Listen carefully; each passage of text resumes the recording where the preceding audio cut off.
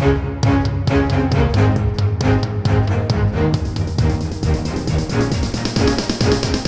is the Washington Times front page for Tuesday, July 20th, 2021.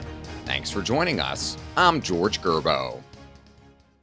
President Biden says that the economy is riding ups and downs, but insists the nationwide spike in inflation is temporary.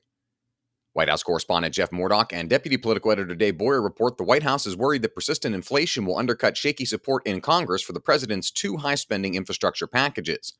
Many parts of the country are seeing price increases, supply shortages, and an inflation rate that clocked in last month at a 13-year high of 5.4%. Consumer prices in June also rose unexpectedly 0.9% from May, undermining the president's argument that inflation only seems more noticeable compared with consumer prices during the depths of the COVID-19 pandemic last year.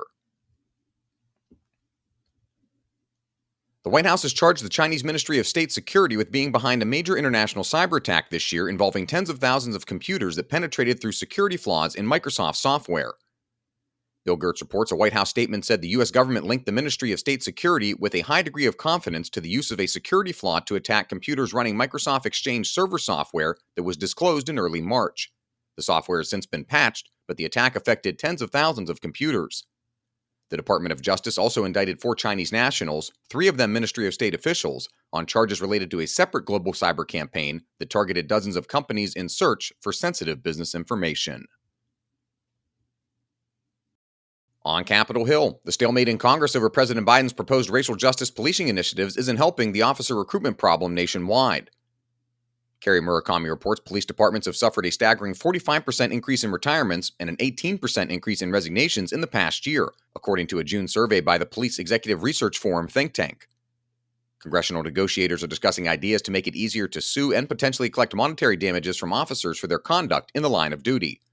The Democratic negotiators, led by California Congresswoman Karen Bass and New Jersey Senator Cory Booker, have been mum on the deal, and the talks haven't made progress for at least 3 weeks. Lawmakers are also considering national limits on when and how police use force. A reminder that you can find all these stories at WashingtonTimes.com/front page. Don't have access to the Times yet? Visit WashingtonTimes.com/George and get 25% off your annual subscription. The rising frequency of ransomware attacks against private companies may feel like an overhyped national security threat, but a growing number of experts are warning the attacks represent a cyber war trend that U.S. adversaries want to exploit.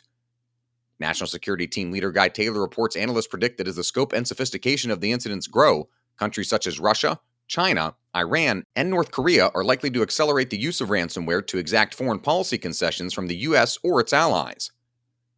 Hacking groups such as DarkSide and Revil have used ransomware in recent months to get U.S. companies to pay tens of millions of dollars for encryption keys to free up data.